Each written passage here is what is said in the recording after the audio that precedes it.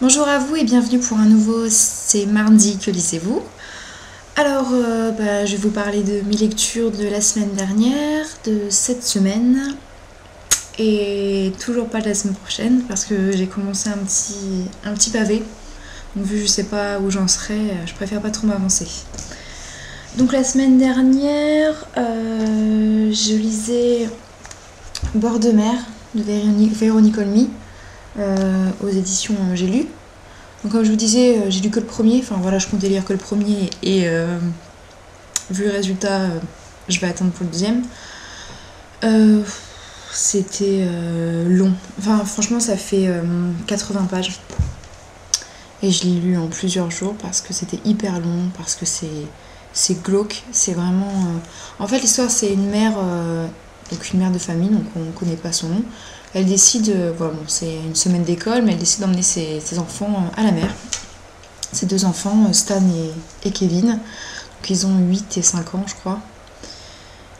Mais en fait, dès le début du roman, on sent que c'est pesant. L'atmosphère, elle est lourde. Enfin, en plus, voilà, c'est en plein hiver, il pleut, il fait froid. Et on a vraiment cette impression, l'impression d'y être. Enfin, c'est lourd, c'est glauque. Enfin, franchement, c'est voilà, c'est le mot qui... C'est vachement noir quand même. Et donc, et dès le début, en fait, enfin voilà, l'atmosphère est hyper pesante et dès le début, on sait comment ça va finir. Voilà, on sent qu'il y a un truc qui est pas clair et on sent que c'est pas du tout un livre qui va nous faire respirer, qui va nous donner de l'espoir. Au contraire, ça va nous plomber. Et c'est le cas. Donc franchement, bon voilà. Enfin, moi je connaissais pas cet auteur. Bon, c'est pas ça qui me coupera l'envie quand même d'en lire d'autres parce que bon, on peut pas juger un auteur sur un livre. Mais déjà, je vais attendre un petit peu pour l'autre, quoi. C'est vrai que... Enfin, ça aurait pu être touchant. Il y a certains moments qui sont presque émouvants, mais c'est tellement lourd. Il y a toujours, voilà, un poids sur les épaules quand on le lit. Et... Enfin, je sais que je vous donne pas du tout envie de le lire, mais bon. Moi, j'ai lu... Enfin, je sais que toutes les chroniques que j'ai lues sont positives, vraiment, quoi. Les gens se sont sentis touchés par cette histoire et... même si, voilà, tous parlent de cette atmosphère quand même pesante, lourde. Donc bon, à vous de voir quoi. Mais franchement, moi, ça a été une déception et j'aime pas cette... Voilà, quand je referme le livre et que j'ai l'impression d'avoir perdu mon temps. Et ça me le fait très très rarement parce que même quand il y a des livres que j'ai moyennement aimés, voilà, je trouve toujours un petit truc, un petit point positif. Mais là, je l'ai refermé, j'ai soufflé et je me suis dit, mais là, je viens de faire ma chronique écrite, c'était un soulagement parce que je me suis dit, voilà, c'est fait, je suis débarrassée de ce livre, et voilà quoi. Donc voilà, pas. Enfin, une déception, vraiment, j'ai.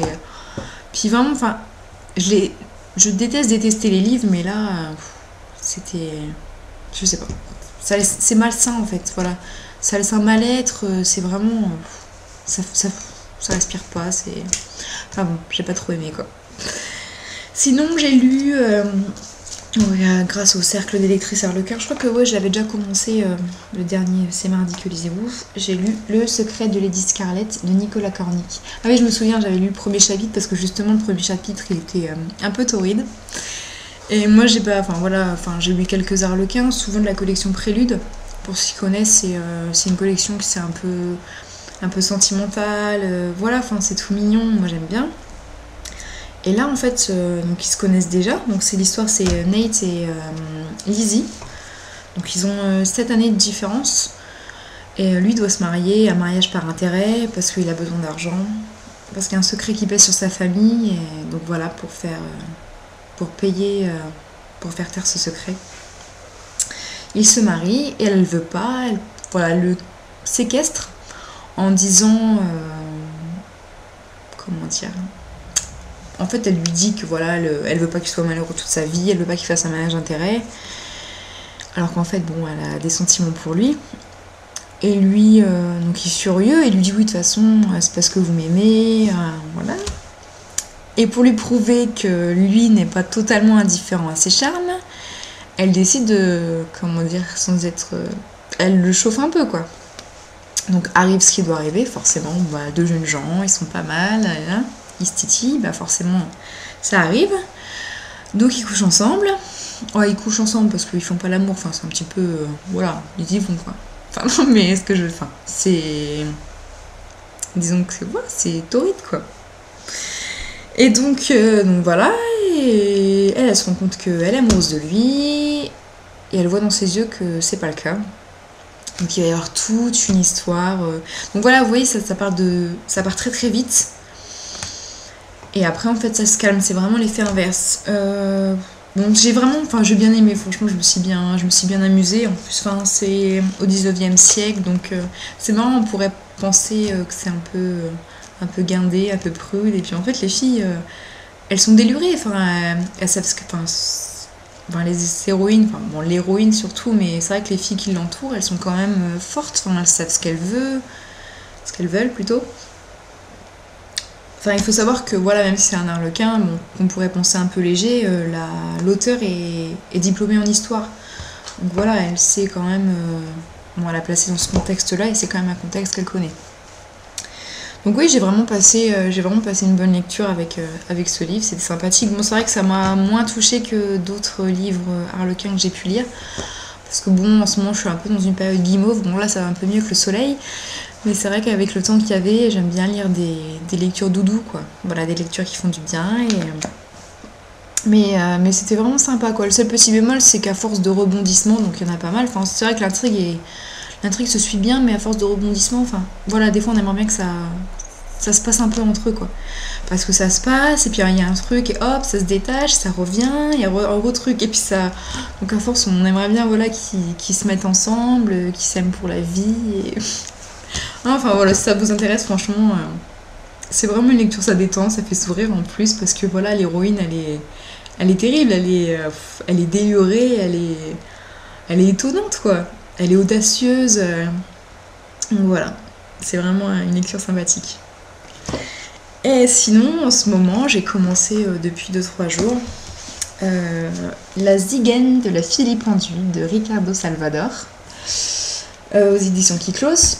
C'est un livre qu'on m'a prêté il y a des mois, et vous savez ce que c'est quand on n'a pas l'envie. Sur le coup, voilà, on nous le prête, on s'est dit, il nous tente, mais c'est vrai que on n'a pas forcément l'envie sur le moment. Puis là, ça m'est venu d'un coup, je me suis dit, tiens, pourquoi pas. Moi, j'avoue, en plus, les gros pavés, moi, j'ai un petit peu de... C'est pas que j'ai un peu de mal, mais ça me stresse un peu de rester longtemps sur un même livre. Voilà. Mais bon, là, j'ai lu 130 pages. Donc voilà. Et ça se lit, franchement, ça se lit bien, quoi. L'écriture est vraiment fluide. En plus, c'est un peu décalé, donc il y a plein de citations à relever. C'est drôle, quoi. Voilà, il y a des passages vraiment sympathiques. Voilà, c'est drôle. En gros, l'histoire, c'est dans un zoo. Il y a un meurtre. En plus, le zoo doit fermer. Il est un peu en faillite. Et il y a des gens qui veulent reprendre justement pour en faire un parc d'attractions, et l'une des personnes qui fait partie du comité justement pour reprendre le zoo et en faire un parc, cette personne décède.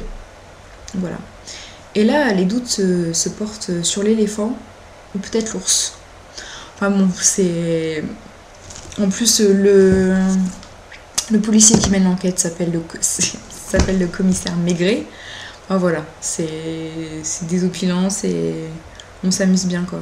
Mais c'est pas trop décalé au point, pour l'instant en tout cas, au point de se sentir perdu, parce que c'est pas mon... je sais que parfois les lectures décalées, on peut se sentir un peu perdu, quoi. Voilà, on se dit, l'auteur est dans son truc, et nous, en fait, on se détache un peu. Mais pour l'instant, c'est bien fait, et on passe un bon moment. Moi, je passe un bon moment, en tout cas. Donc c'est pour ça que j'ai pas prévu d'autres lectures, parce que il fait 500 pages, donc je sais pas, voilà. Peut-être que je le finirai cette semaine, j'espère.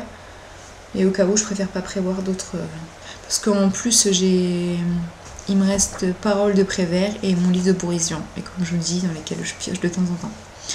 Donc voilà, c'est fini pour aujourd'hui. Je vous souhaite une très très belle semaine, et surtout de belles découvertes livresques.